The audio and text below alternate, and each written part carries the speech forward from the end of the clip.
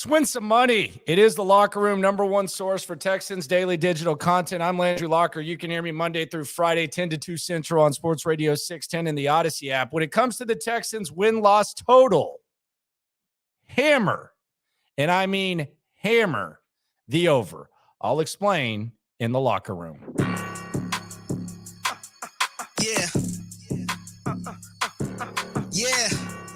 It's the Locker Room on YouTube. You know what it is. Let's get it. Hey, Locker Room. Yeah, we in the Locker Room.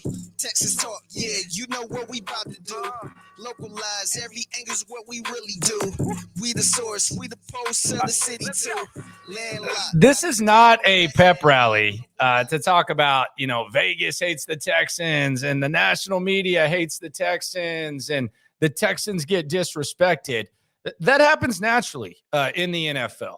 A lot of teams that aren't projected to win a lot of games, they win games. The Giants from 4-10 last year. I've talked about that a lot. The Eagles a couple of years ago when they were projected to be the worst team in the league, and Nick Sirianni got them in the playoffs in his first year. It happens all the time. The Broncos, they weren't expected to be bad last year, but because of poor play, they ended up as one of the worst teams in the league. The Rams, because of injuries and age, they ended up as one of the worst teams in the league. So in the NFL, it naturally happens. It's a year-to-year league, and that's the beauty of it. And the Texans' 5.5 win projection is not anything like disrespectful. I don't think they're being slighted. It is a projection, and it could go either way.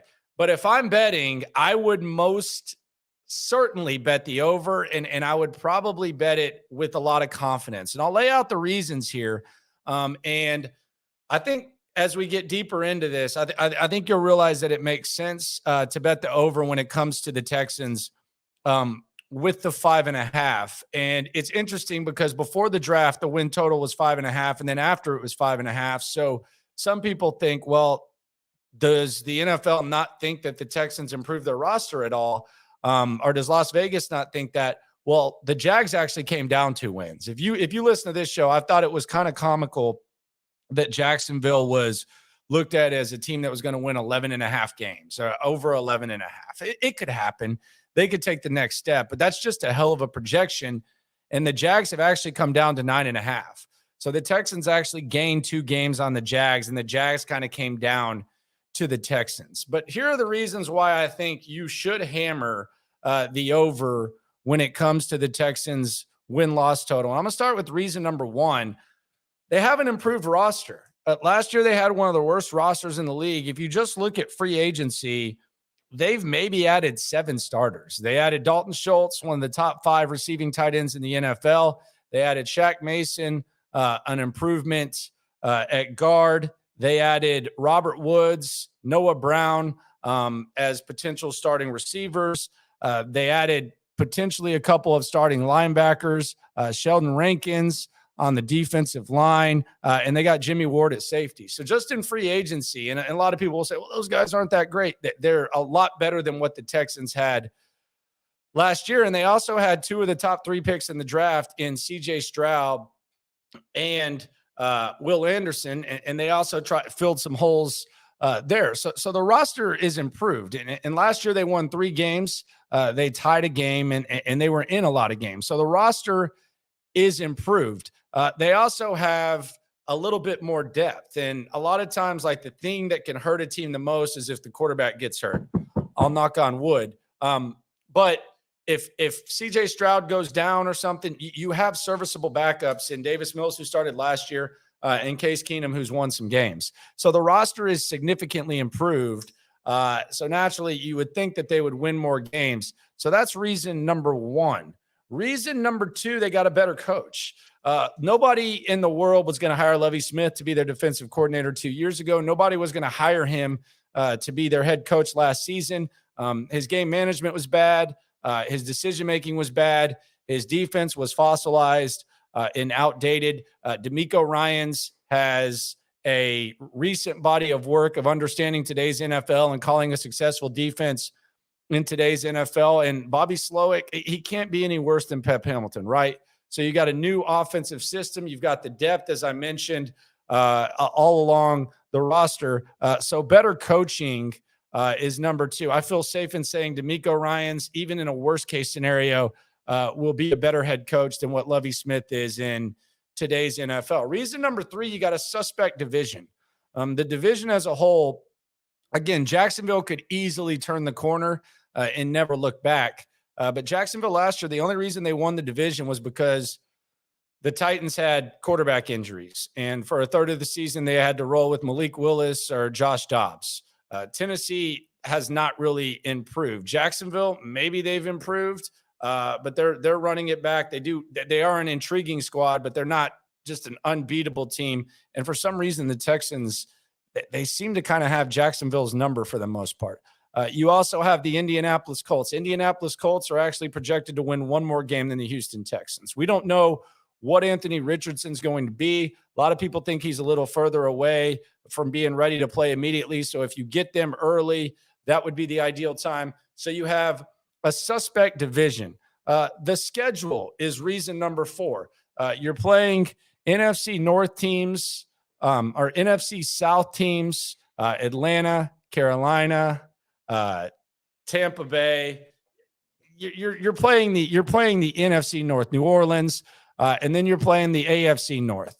It's not really that difficult of a schedule. Schedule kind of lays out, and the home games are actually the most winnable games, which is where you struggled last year. So the schedule kind of lays out for the Texans as well. Reason number 5, and I think this is the most important thing. You know, it's one thing to sell this squad. I'm not going to sit here and sell the Texans as division champs or anything like that.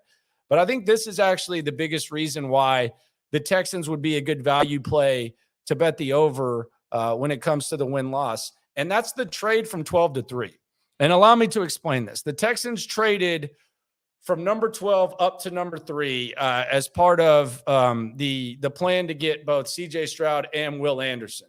And as a result of that, they traded some draft equity this year, and they traded next year's first-round pick, which was their own first-round pick.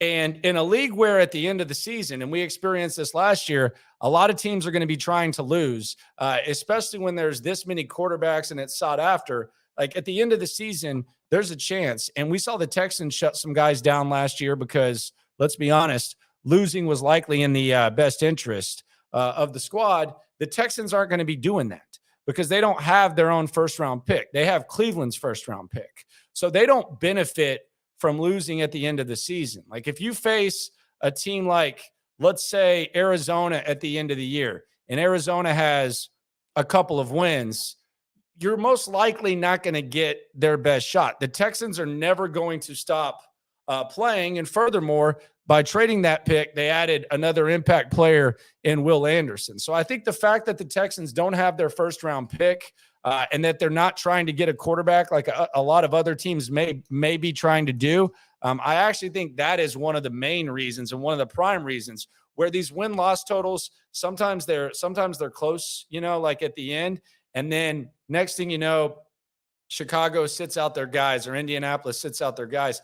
The Texans aren't going to be doing that because they don't have their first-round pick. So I actually think that adds to it. An improved roster, better coaching schedule, and perhaps the most impactful thing is the fact that the Texans, they just do not have their first-round pick, so there's no benefit for them to losing. So they're going to be playing hard till the very end. You're not going to have any of that, man, lose for the better cause. That's not going to be where they're at. So that's the reason that I would hammer the over. Subscribe, like, appreciate everyone for rolling through. Fire up the Odyssey app. We heard from C.J. Stroud today on the show. Man, that press conference that was buried on a Saturday, one of the best press conferences that you'll hear. And a lot of likable, funny moments from C.J. Stroud. Also heard some good stuff from Will Anderson. So fire up the Odyssey app, listen to In the Loop on Sports Radio 610, and follow along in the locker room. Number one source for Texans daily digital content all the time, all day, every day, ever since we started it at the beginning of last season. Only going to get better. Appreciate everyone for rolling through. No matter what happens, though, whether it's over, under, I think it's going to be over. We're all in it, all in this together when it comes to the Texans. Hammer that over. Appreciate everyone for coming through. Yeah, it's the Locker Room on YouTube. You know what it is. Let's get it. Hey, Locker room, yeah, we in the locker room. Texas talk, yeah, you know what we about to do. Localize, every angle's what we really do. We the source, we the pulse of the city too. Landlocked, got the game in the headlock. Localize every time, can't stop, won't stop. Yeah, we top 2 and we not too. Plugged in daily digital.